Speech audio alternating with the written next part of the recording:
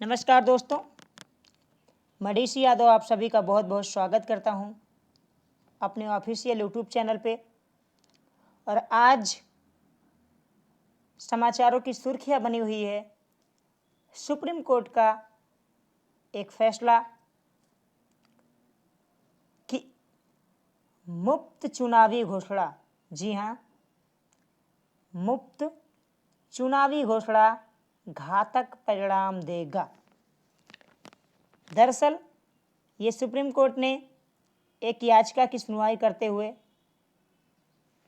कल फैसला सुनाया, जिस याचिका को सुप्रीम कोर्ट के ही वकील अभिषेक कुमार उपाध्याय जी ने दायर किया था।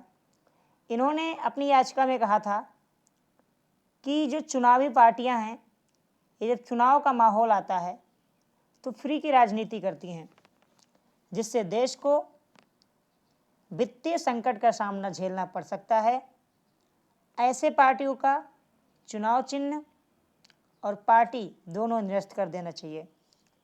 इस याचिका पर सुप्रीम कोर्ट के 2 सदस्यीय पीठ, जिसमें CJI रमन्ना जी और कृष्णा मुरारी सुनवाई कर रहे थे, इन्होंने अपनी सुनवाई में कहा कि मुफ्त की जो चुनावी घोषणा है वो घातक परिणाम देगा। आगे सुप्रीम कोर्ट ने कहा कि इसके लिए सभी दलों को मिलकर आपस में बैठ के बात करनी चाहिए और एक अंतिम निष्कर्ष पे आना चाहिए। इसके लिए सुप्रीम कोर्ट ने एक स्पेशल कमेटी बनाने की भी रिकमेंड की है कि एक स्पेशल कमेटी बनाया जाए। सुप्रीम कोर्ट ने कही है, हालांकि स्पेशल कमेटी की बात को जो आम आदमी की तरफ से वकील उनको डिफेंस कर रहे थे, अभिषेक मनु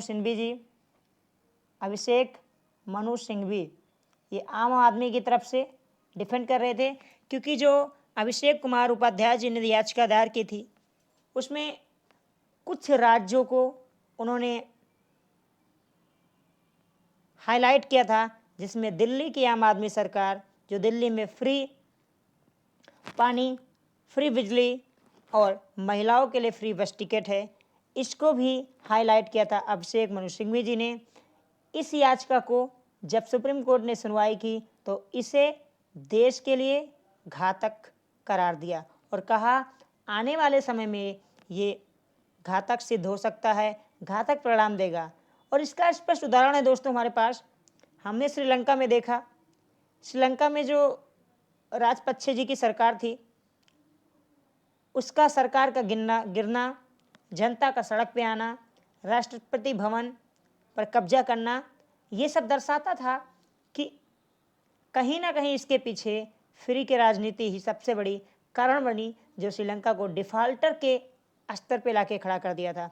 क्योंकि जब राजपक्षे की सरकार आई तो उन्होंने टैक्स में बहुत सारी छूट दे दी श्रीलंका वालों को, जिसके बाद और कोविड में क्या है कि कोविड में विदेशी लोग जो श्रीलंका के यहाँ आते थे टूर पे श्रीलंका में, जिससे श्रीलंका का रेवेन्यू होता था, GDP का एक बहुत बड़ा हिस्सा आता था, वो बंद हो गया।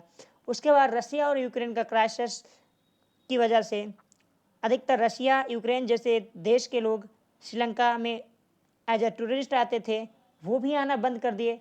और श्रीलंका के पास फॉरेन रिजर्व करेंसी की कमी हो गई, जिसके कारण पेट्रोल, डीजल आदि खाद्य सामग्री जो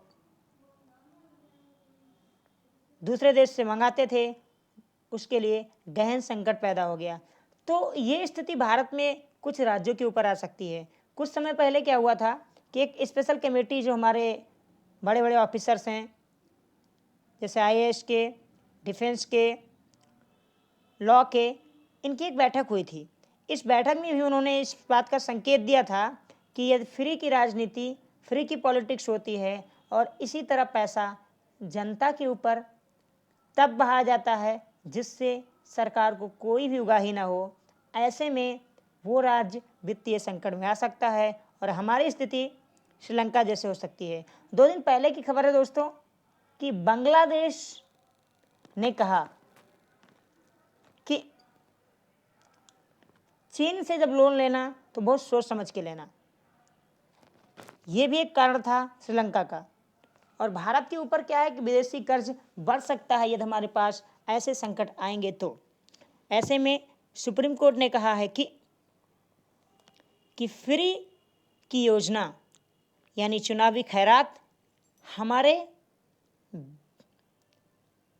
देश को एक वित्तीय संकट में लाके खड़ा कर सकता है। हालांकि आम आदमी के जो वकील थे अभिषेक मनु सिंघवी जी, उन्होंने आम आदमी का बचाव किया और जो स्पेशल कमेटी बनाने की बात की थी सुप्रीम कोर्ट ने, उसको गैर जरूरी कहा है अभिषेक मनु सिंघवी ने। इसके बाद जो सॉलिसिटर जनरल तुषार मेहता जी थे, आपको पता होगा जो तुषार मेहता हैं वो सॉलिसिटर जनरल हैं, ये भारत सरकार की तरफ से पेश हुए। इन्होंने कहा कि कुछ पार्टियों ने इसको कला के स्तर पे खड़ा कर दिया। जी हाँ, जो कला होता है उस स्तर पे लाके चुनावी घोषणा को, फ्री की राजनीति को खड़ा कर दिया है। कहीं ना कहीं उनका अपना जो भारत सरकार की तरफ से पेश हुए होंगे तो भारत सरकार ने जो उनको रिकमेंड किया होगा कहने के लिए वो उसके आधार पे बोलेंगे, जो सजेस्ट किया होगा। लेकिन अब हमारे लिए ये जानना जरूरी है क्या वास्तव में जो चुनावी घोषणा है ये देश के लिए, राज्य के लिए खतरा है? तो आंसर आता जी हाँ। दिल्ली, पंजाब,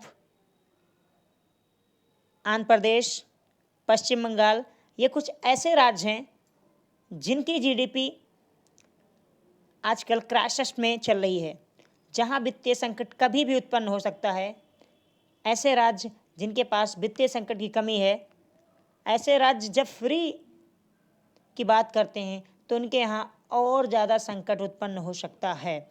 ऐसे में पहले भी एक कमेटी ने कहा था जब बड़े बड़े ऑफिसर्स की बैठक हुई थी कि इन 5 राज्यों को फ्री की राजनीति से बचना चाहिए, और इसके बाद भी काम इस पर नहीं हुआ, जिसके बाद सुप्रीम कोर्ट के वकील अश्विनी उपाध्याय ने इसको सुप्रीम कोर्ट में चुनौती दी, एक याचिका दायर की गई, जिसके बाद ये फैसला सुप्रीम कोर्ट का आया है कि फ्री की राजनीति भविष्य में देश के लिए वित्तीय संकट खड़ा कर सकता है। सुप्रीम कोर्ट ने डिफाइन किया है कि मुफ्त की जो सौगातें हैं, जो फ्री की सौगातें हैं और जो कल्याणकारी योजनाएं हैं, उनमें बहुत अंतर होता है। जैसे कल्याणकारी योजनाओं की अगर हम बात करें, मिड डे मील स्कीम वगैरह हो गया, जिससे बच्चों को शिक्षा मिलती है। जिस योजना की वजह से अगर समाज के तबके को आगे बढ़ने में मदद मिलती है, उनसे उनके समाज का निर्माण होता है, वो अलग है, और मुफ्त की सौगात देना अलग है। इसमें मुफ्त की सौगात को सुप्रीम कोर्ट ने गलत करार दिया है और भविष्य में खतरा उत्पन्न होने का उदाहरण दिया है। और उदाहरण के स्वरूप पे सुप्रीम कोर्ट ने कहा कि जो बिजली संकट पैदा हुई है देश में, आपको पता होगा लगभग 3-4 महीने पहले बिजली का एक बड़ा संकट देश में उत्पन्न हुआ था। अब ये कहा गया था कि देश में बिजली के लिए कोयला नहीं बचा है। ऐसे में जब बिजली, आपको पता है ये एनर्जी जो बिजली वाली है ये रिन्यूएबल एनर्जी नहीं है, नॉन रिन्यूएबल एनर्जी है। इसका सीमित भंडार है हमारे पृथ्वी में, हमारे पास है, जिसको हम बाहर से सबसे ज़्यादा खरीदते हैं, सबको पता है। ऐसे में क्या फ्री की बिजली देना उचित है उस राज्य के लिए, उस देश के लिए? तो बिजली संकट का उदाहरण दिया सुप्रीम कोर्ट ने और कहा चुनावी खैरात अच्छा संकेत नहीं है एक राज्य के लिए, एक देश के लिए वित्तीय आधार पे। इसके आगे सुप्रीम कोर्ट के जो जज हैं और उनके साथ 2 सदस्यीय पीठ कृष्णा मुरारी जी ने कहा कि मैं लोकतंत्र का अतिक्रमण नहीं कर रहा हूँ, ना ही मैं विधायिका के काम में हस्तक्षेप कर रहा हूँ। बस मैं ये कहना चाहता हूँ कि सरकार ऐसी योजनाओं से बचे और आपस में मिलकर विचार विमर्श करे, और अगली सुनवाई इसकी 17 अगस्त को होगी।